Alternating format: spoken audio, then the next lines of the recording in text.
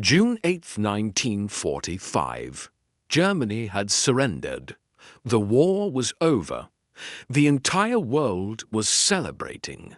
But outside a prison camp in Oklahoma, America, a 15-year-old boy stood gripping a chain-link fence, tears streaming down his face.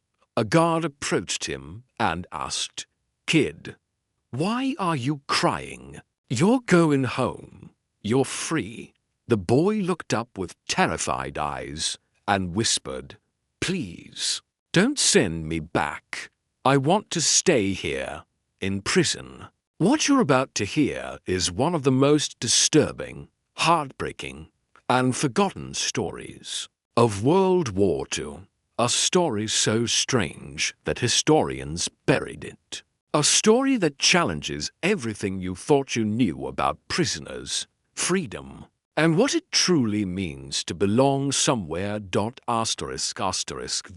is the story of 200 German child soldiers, boys between 13 and 16 years old, who were captured by American forces and brought to prison camps across the United States.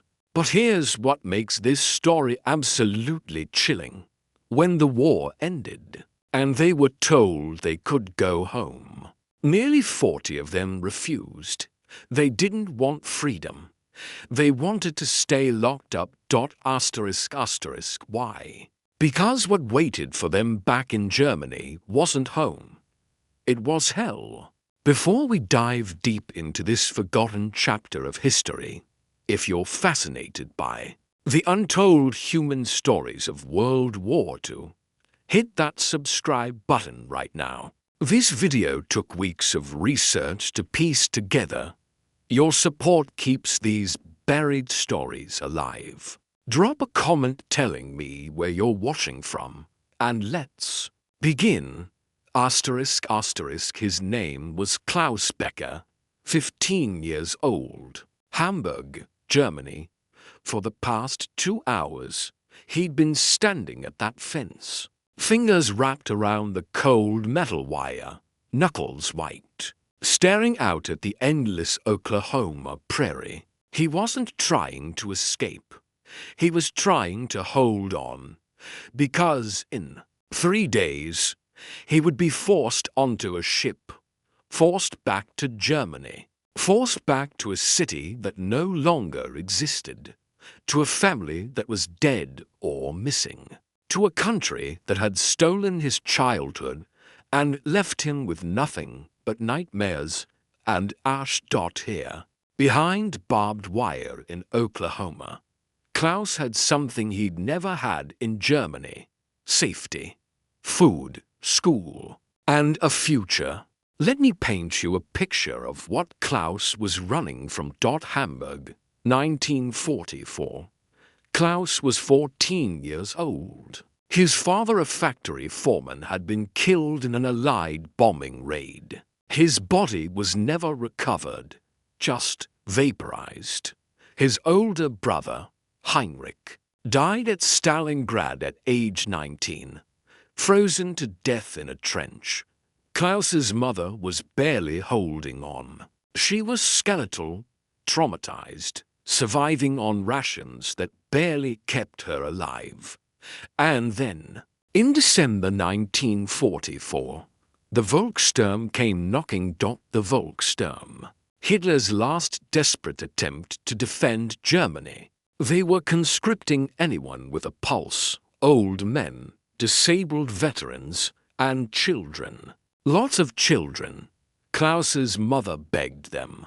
She literally got on her knees and begged, "He's my last son, please. He's just a boy." They didn't care. They handed Klaus a rifle that was taller than he was, put a helmet on his head that kept slipping over his eyes, and told him, "Defend the fatherland or die trying." He was 14 years old. Klaus wasn't alone. By the final months of World War II, Nazi Germany was collapsing. The Eastern Front was crumbling. The Western Front was being overrun. Hitler was losing, and he knew it. So he did what all desperate tyrants do. He sacrificed the young. The Volkssturm and the Hitler Youth were mobilized as Germany's last line of defense. Boys as young as 12 were handed weapons and sent to the front lines. Some manned anti-aircraft guns in Berlin. Some dug trenches in the frozen mud of the Rhineland. Some fought in the Battle of the Bulge, one of the bloodiest battles of the war. And when the Americans captured them, the soldiers didn't know what to do. Picture this. You're an American, G. You've been fighting across Europe for months. You've seen your friends die. You've seen the horrors of war. And then you capture a position, and you find a German soldier who's sobbing, covered in mud. And he looks like he should be in middle school. His rifle is too big. His uniform is falling off. His hands are shaking so badly he can't even hold his weapon steady. What do you do with that? The Geneva Convention said prisoners of war had to be detained, but these weren't soldiers. They were children, child soldiers. Some of the youngest POWs ever held on American soil. The U.S. Army made a decision. They couldn't be tried, they couldn't be executed, and they couldn't just be released in Europe. Many had no families, no homes, nothing. So they were shipped across the Atlantic Ocean to prison camps in the American heartland, Texas, Colorado, Kansas, Oklahoma. Camp Gruber, near Muskogee, Oklahoma, became home to over 100 of these boys. And that's where Klaus Becker ended up. The journey to America took 3 weeks. Klaus and the other boys were packed into the hold of a Liberty ship. It was freezing cold. It stank of oil, sweat, and vomit. The Atlantic Ocean was gray and violent. Boys who'd survived battle were now seasick for days on end. Some played cards to pass the time. Others told stories. One boy, a 15-year-old from Munich named Otto, swore he would escape the moment they landed. He'd steal a boat, sail back to Germany, find his family, and rebuild. But when they arrived at Camp Gruber, everything changed. Imagine you've spent your entire childhood in Nazi Germany, bombed cities, propaganda, fear, hunger, death.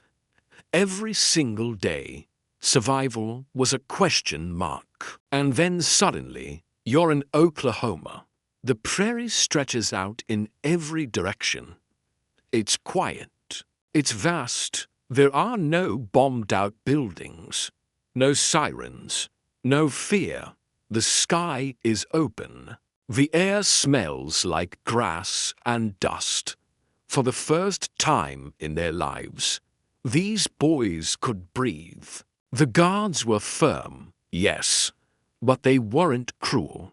The food was plain mashed potatoes, beans, bread, but it was plentiful.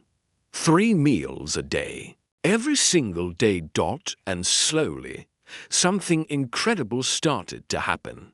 They started to heal. The camp commander was a man named Colonel William Hastings. He was tall, gray-haired, with a calm demeanor and eyes that had seen too much death. He'd served in World War I, the Great War, and he understood something that many of his fellow officers didn't. These boys weren't the enemy. They were victims. When the first group of child prisoners arrived at Camp Gruber, Colonel Hastings gathered his officers and gave them one simple order. Treat them like kids, not like enemies. Some of the guards were furious. They'd lost brothers in France. They'd lost friends in the Pacific. And now they were supposed to be nice to German boys who'd worn the swastika. But Hastings didn't budge. "These kids didn't start this war," he said, "and they won't end it by rotting in a camp. Teach them something. Give them a future." So the Americans did something extraordinary. They set up a school. A German immigrant named Dr. Friedrich Lange, professor, who had fled Berlin in 1938. To escape Nazi persecution, was hired to run it. Dr. Lange taught history, mathematics, and English. But more importantly, he taught something these boys had never been allowed to learn in Germany: critical thinking. He asked them questions. He made them argue. He showed them newspapers from across the world. And slowly, piece by piece, he began to dismantle the propaganda that had been drilled into their heads since birth. Klaus remembered the day everything changed. They were sitting in class, about 30 boys, ages 13 to 16, when Dr. Lange stood up and said, "Today, I'm going to tell you about the concentration camps." The room went silent. Dr. Lange explained the gas chambers, the ovens, the mass graves, 6 million Jews murdered, millions more Roma, disabled people, political prisoners, homosexuals systematically exterminated. Klaus felt his stomach drop. He stood up, his chair scraping loudly against the floor, and shouted, "That's propaganda. That's American lies, Doctor." Lange didn't get angry. He just looked at Klaus with deep, deep sadness. "I understand," he said quietly, "but the truth doesn't care whether you believe it." That night, Klaus couldn't sleep. He lay in his bunk, staring at the ceiling, and thought about all the stories his father used to tell him: the pride of Germany, the glory of the Reich, the greatness of the Führer, and he wondered how much of it had been a lie. By spring of 1945, the boys had settled into a routine. They woke at 6 a.m. They did chores, cleaning, cooking, maintenance. They attended classes. They played soccer on a dirt field behind the barracks. The Americans even set up a small library, stocked with German and English books. Klaus spent hours there. He discovered Mark Twain. He discovered Jack London. He read about the American frontier, about freedom, about second chances. And for the first time in his life, he began to imagine a future that wasn't defined by war. But then the war ended. The announcement came over the loudspeakers. Germany had surrendered unconditionally. The Third Reich was no more. The boys gathered in the mess hall to hear the news. Some wept. Some sat in stunned silence. One boy, 16-year-old Hans, let out a cheer. A guard told him to shut up. Hans apologized. But Klaus saw the look in his eyes. Relief. For weeks, no one knew what would happen to them. Would they be sent home? Would they be kept in America? Would they be punished? Rumors flew. Some boys heard they'd be sent to work camps in France. Others heard they'd be adopted by American families. No one knew the truth. And Klaus began to dread the day he'd be put on a ship back to Germany. He tried to picture it, standing in the ruins of Hamburg, searching for his mother, starting over in a country that had lost everything. And the more he thought about it, the less he wanted to go. One evening, Klaus approached Dr. Lange. "What if I don't want to leave?" he asked. Dr. Lang raised an eyebrow. What do you mean? I mean, what if I want to stay here? In America, Dr. Lang sighed. He sat down and motioned for Klaus to do the same. Klaus, I understand. Believe me, I do. But you're a prisoner of war. You don't get to choose. But the war is over. Yes, and now you have to go home and help rebuild. Klaus shook his head. There's nothing to rebuild. My city is gone. My family is gone. What am I going home to?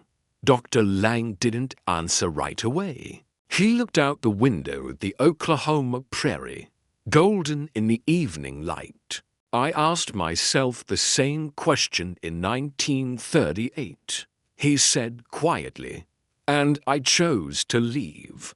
But you're not me, Klaus. You're 15.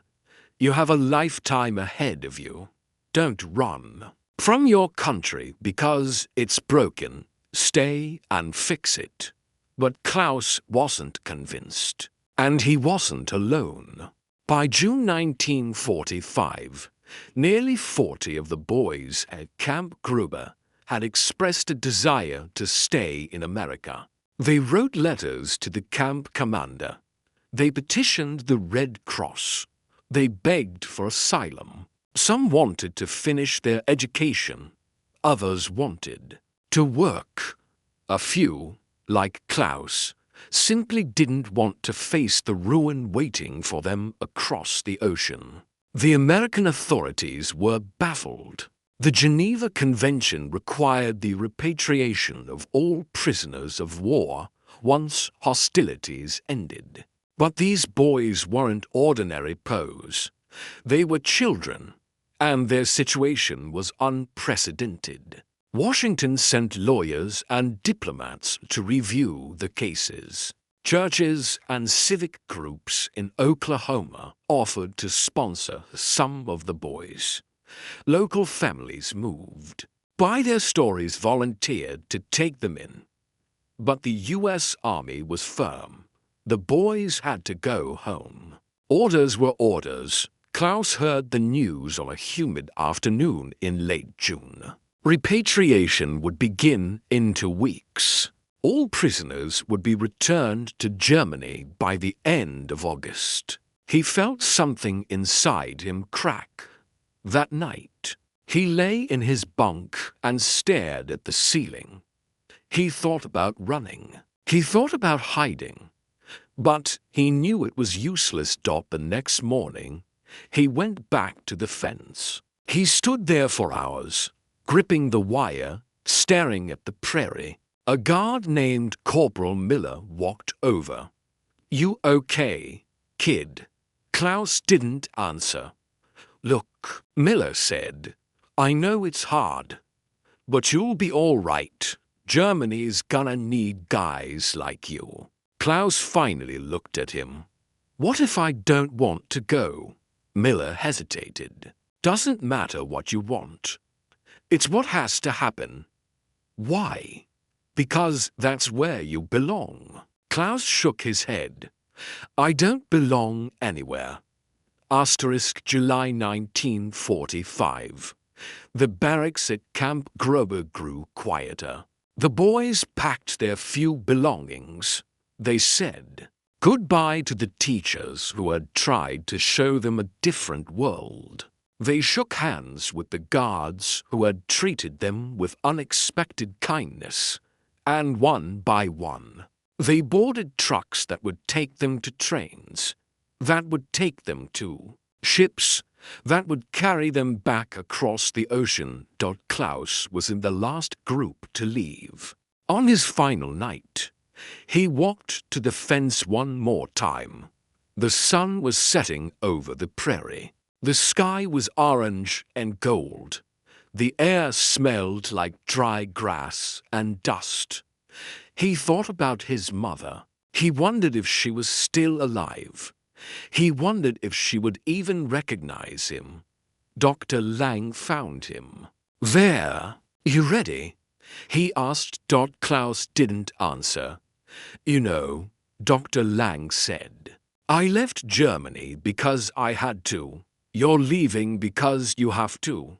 But maybe one day, you'll come back here because you want to. And that will mean something. Klaus nodded. He didn't believe it, but he nodded anyway. The ship that carried them back was called the SS Marine Raven. It was crowded and cold. The boys slept in hammocks stacked 3 high. The crossing took 12 days. When they finally arrived at Bremerhaven, the port was a wasteland. Cranes lay toppled in the water. Buildings were hollowed out by fire. The air smelled like salt and smoke and rot. Klaus stepped off the ship and onto German soil for the first time in 7 months. He felt nothing. No relief, no joy. Just emptiness. He was processed by British authorities and given a travel pass to Hamburg. The train ride took 6 hours. The windows were cracked. The seats were torn. The countryside rolled past in shades of grey and brown. Farmhouses with missing roofs, fields pocked with craters, forests stripped bare by artillery. When he reached Hamburg, he almost didn't recognize it. Entire neighborhoods were gone. The streets he used to walk were now paths through rubble. He found the address where his family's apartment had been. It was a pile of bricks. He stood there for a long time, staring at the ruins. A woman walking past stopped and asked if he was looking for someone. Klaus told her his mother's name. The woman shook her head. I don't know her, but you can check the refugee lists at the church. Klaus went to the church. The lists were pinned to a board in the vestibule. Thousands of names. He scanned them for an hour. He didn't find his mother, but he found his grandmother. She was living in a displaced persons camp near Lübeck. He took a train there the next day. She didn't recognize him at first. He had left as a boy. He returned as something else. When he told her who he was, she wept. She held him and asked him where he'd been. He told her. He told her about Oklahoma, about the school, about the fence. And when he was done, she looked at him with hollow eyes and said, You should have stayed. Klaus spent the next year trying to rebuild. He worked odd jobs. He cleared rubble. He helped rebuild walls. He attended night school and learned a trade. And slowly, painfully, he began to carve out a life. But he never stopped thinking about Oklahoma, about the prairie. About the freedom he'd felt standing at that fence. In 1947. He applied for a visa to return to the United States. Denied. He applied again in 1949. Denied again. In 1952, the rules changed. West Germany was rebuilding. Relations with America were warming. Klaus applied a 3rd time. This time, it was approved. Klaus sailed back to America in the spring of 1953. He was 22 years old. He settled in Tulsa, less than 50 miles from Camp Gruber. He got a job in a factory. He learned English. He married a local girl named Mary. They had 2 children. And every year, on June 8th, he drove out to the site where Camp Gruber had been. The barracks were long gone. The fence had been torn down. But he stood there anyway, remembering the boy he'd been. And the man he'd become. Klaus was not the only one. Of the 200 child soldiers who passed through Camp Gruber, at least 30 eventually returned to the United States. Some came as immigrants, others as students. A few came as tourists and never left. They built lives here, quietly, deliberately. They found work, learned the language, married, raised families. Over time, they became Americans in every way that mattered. But none of them ever forgot the strange, painful summer of 1945. The summer they were prisoners who didn't want to be freed. Klaus Becker died in Tulsa in 1998. At the age of 67, the service was small and quiet. Family, a few friends, neighbors who knew him as a gentleman with a soft accent and a careful way of speaking.